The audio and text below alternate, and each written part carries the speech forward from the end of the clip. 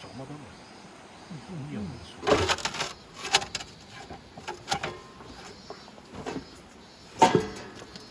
なんか繋がったんですけど。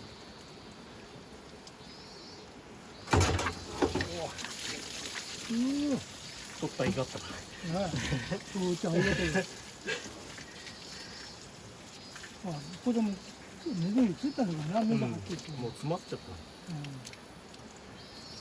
た。完全に砂入ってやもん。いやどうも切ったの。ダメだ。落とします。え？僕らのにワイパーが動いた。嘘。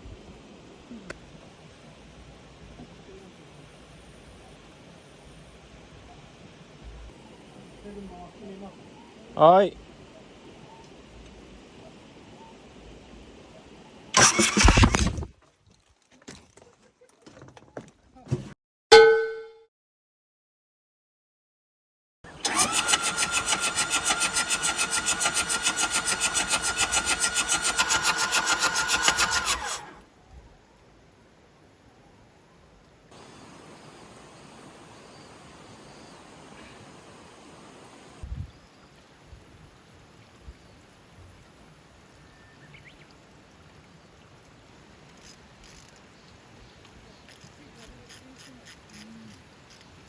上げてみますね。